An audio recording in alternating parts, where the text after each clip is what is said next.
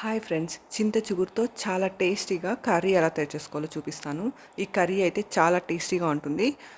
చింతాకైతే అప్పటికప్పుడు ఫ్రెష్గా కోసుకొచ్చింది కాబట్టి చాలా ఫ్రెష్గా ఉంది. చింత చిగురుతో పాటు మనం వంకాయలను కూడా ఈ రెసిపీలోకి యూస్ చేస్తున్నాము. ఫ్రెష్గా ఉన్న వంకాయలను తీసుకొని బాగా కడిగేసి మీడియం సైజ్ ముక్కలుగా కట్ చేసుకొని రెడీగా పెట్టుకోవాలి. సాల్ట్ వాటర్లో అయితే వేసుకోవాలి, అంటే ఉప్పు నీళ్ళలో వేసుకోవాలి. అలా వేయడం వల్ల వంకాయలు కొంచెం కలర్ చేంజ్ అవ్వకుండా ఫ్రెష్గా ఉంటాయన్నమాట. ఇలా అన్ని వంకాయల్ని చిన్న చిన్న ముక్కలుగా కట్ చేసేసుకొని ఉప్పు నీళ్ళలో వేసుకోవాలి.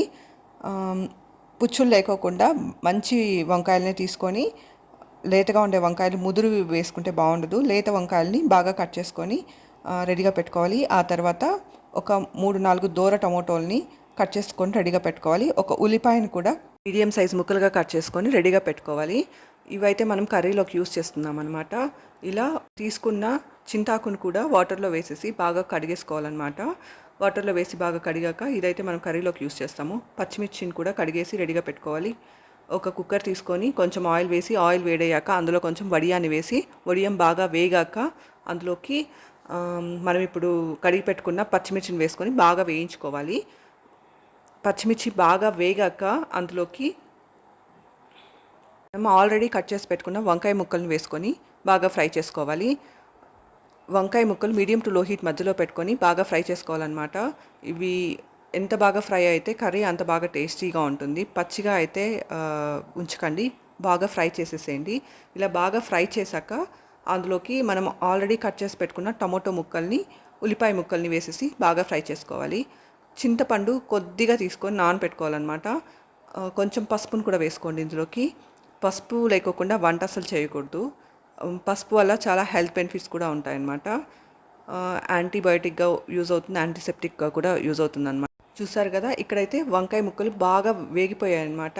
ఇప్పుడు ఆల్రెడీ మనం కట్ చేసి పెట్టుకున్న టొమాటో ముక్కల్ని, ఉల్లిపాయ ముక్కల్ని కూడా వేసేసి బాగా ఫ్రై చేసుకోవాలి. ఒక కప్పు కందిపప్పును అయితే తీసుకొని బాగా కడిగేసి కందిపప్పును కూడా కుక్కర్లోకి వేసుకొని బాగా ఫ్రై చేసుకోవాలి. ఇలా ఫ్రై చేసుకోవడం వల్ల కర్రీ అయితే చాలా టేస్టీగా ఉంటుంది. కందిపప్పు వేగాక అందులోకి మనం ఆల్రెడీ కడిగి పెట్టుకున్న చింత చిగురును అయితే వేసేసి ఫ్రై చేసుకోవాలి. ఉల్లిపాయ టమోటో ముక్కల్ని పప్పు వేయక ముందన్నా ఫ్రై చేసుకోవచ్చు. నేనైతే ఇక్కడ పప్పు వేగాక వేయించుకుంటున్నాను. ఇవన్నీ బాగా ఫ్రై అయ్యాక ఆల్రెడీ మనం కడిగి పెట్టుకున్న చింత చిగురును అయితే వేసేసి బాగా ఫ్రై చేసుకోవాలన్నమాట. మంటనైతే ఎప్పుడు హై హీట్లో పెట్టకండి. హై హీట్లో పెట్టారంటే మాడిపోతుంది. అసలు హై హీట్లో పెట్టి వంటే చేయకూడదు.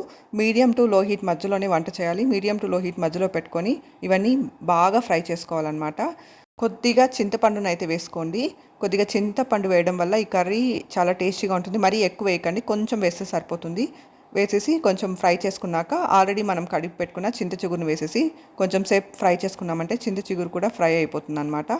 ఇప్పుడైతే ఈ కర్రీలోకి తగినంత రాళ్ళుప్పును అయితే వేసుకొని, తగినంత నీళ్లు వేసుకొని మూత పెట్టి 3 విజిల్లు అయితే ఉడికించుకోవాలి. మరీ ఎక్కువ వాటర్ అయితే వేయకండి. ఎక్కువ వాటర్ వేసారంటే నీళ్ళగా ఉంటే అస్సలు బాగోదు కర్రీ.